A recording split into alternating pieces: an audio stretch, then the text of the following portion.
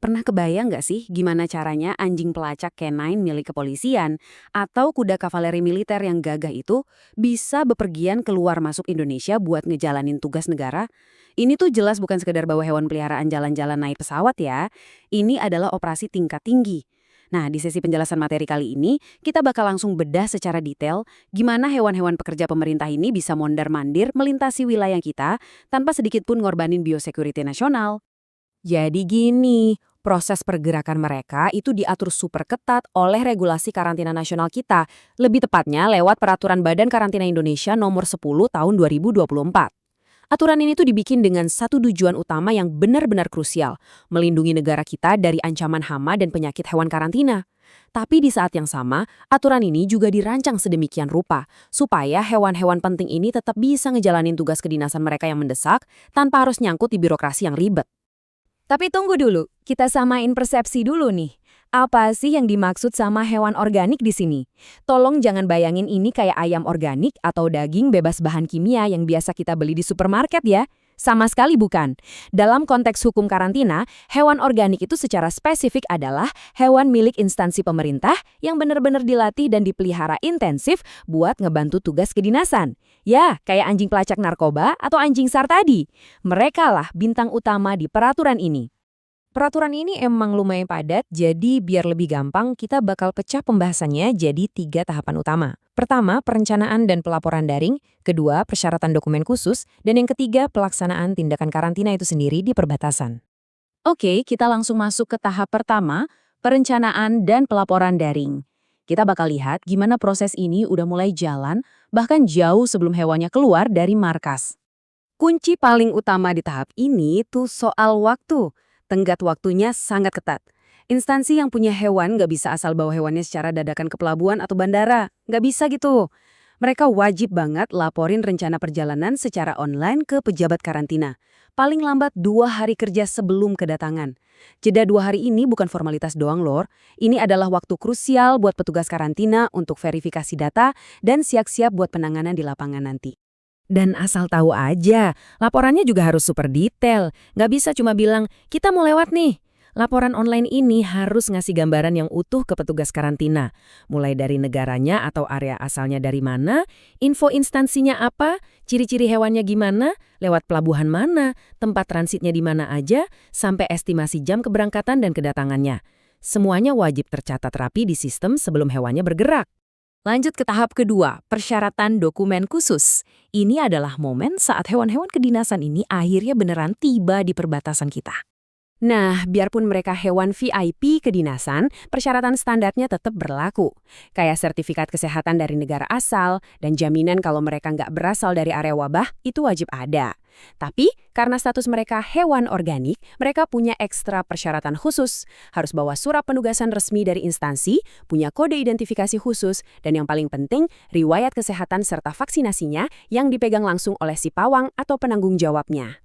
Ngomong-ngomong soal si pawang nih, tugas mereka ternyata jauh lebih berat dari sekedar megang tali kekang. Selama di perjalanan atau saat bertugas, pawang ini tuh ibarat perisai biosecurity buat negara kita. Mereka diwajibkan ngawasin hewannya secara ketat, mastiin nggak ada sedikit pun kontak sama hewan lain yang rentan tertular penyakit. Terus, mereka juga wajib laporin kondisi kesehatan si hewan ini ke pejabat karantina. Ini nih cara paling ampuh buat memutus rantai penularan di lapangan. Sekarang kita masuk ke tahap ketiga, pelaksanaan tindakan karantina. Penasaran kan apa yang sebenarnya terjadi waktu hewan-hewan ini berhadapan langsung sama pejabat karantina di lapangan? Proses eksekusinya ternyata ngikutin tahapan yang super sistematis. Semuanya dimulai dari pemeriksaan menyeluruh. Terus berlanjut ke pengamatan. Kalau hewannya kelihatan kurang fit, masuk deh ke tahap perlakuan medis. Sampai akhirnya bermuara pada 2 keputusan final yang cukup ekstrim. Hewannya dibebaskan karena sehat atau terpaksa dimusnahkan kalau ternyata membawa resiko penyakit yang nggak bisa diobatin. Keputusan awal di perbatasan itu murni ditentuin dari kelengkapan dokumen. Kalau dokumennya sempurna, lengkap dan sah, wah prosesnya bakal mulus banget. Buat hewan yang masuk, mereka bisa langsung menuju tahap pengamatan di lokasi tugasnya. Tapi kalau dokumennya cacat sedikit aja, aturannya langsung bertindak tegas. Hewan itu bakal langsung ditahan kalau mau masuk atau langsung ditolak kalau tujuannya buat keluar dari Indonesia. Nggak ada tawar-menawar. Dan kalau sampai ditahan, waktu benar-benar terus berdetak. Instansi pemilik hewan cuma dikasih waktu mentok 3 hari kerja, nggak lebih. Dalam 3 hari itu, mereka harus buru-buru benerin dan ngelengkapin dokumennya. Kalau lewat dari itu, siap-siap aja nerima konsekuensi yang jauh lebih berat. Untungnya di era sekarang, teknologi ngebantu banget. Sistem verifikasi sertifikat elektronik yang aman, kayak yang di-backup sama Badan Siber dan Sandi Negara, ngemungkinin pihak instansi buat bergerak ekstra cepat. Mereka bisa langsung validasi dokumen secara digital dalam waktu 3 hari yang mepet banget tadi. Jadi, hewan-hewan krusial ini nggak perlu lama-lama tertahan dan bisa secepatnya lanjutin tugas negara. Terus gimana dengan kondisi fisik hewannya? Setelah urusan dokumen beres, hewan masuk ke masa pengamatan. Kalau dari awal terbukti sehat, ya pasti langsung dibebaskan. Kalau ada indikasi tertular penyakit, langsung dikasih perlakuan medis. Kalau berhasil sembuh, bebas juga. Tapi, dengerin nih, kalau pengobatannya gagal dan penyakitnya berisiko menyebar, dengan sangat berhati-hati, satu-satunya cara buat nyelamatin populasi hewan di Indonesia adalah dengan melakukan pemusnahan. Hukum ini emang benar-benar keras kalau udah menyangkut pencegahan wabah. Bayangin aja skenario ini. Ada hewan yang ditolak luar negeri karena dokumen yang nggak beres. Terus, instansinya diam aja dan ngebiarin hewannya telantar di pelabuhan sampai lewat dari 3 hari kerja. Tebak apa yang terjadi? Ya, akhirnya bakal dimusnahkan juga. Aturan ini mastiin, sekecil apapun celahnya, penyakit nggak boleh dapat kesempatan untuk menetap atau menyebar di negara kita. Sebagai penutup pembahasan kita kali ini, coba deh kita renungin gimana caranya biar instansi bisa bikin persiapan prapenugasan yang super matang, supaya hewan-hewan pahlawan kita ini bisa langsung dikerahkan tanpa ngebahayain keamanan biologis negara kita.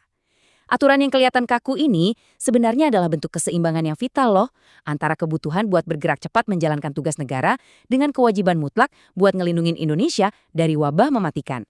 Terima kasih udah ikutin sesi kali ini, dan sampai jumpa di pembahasan materi seru berikutnya.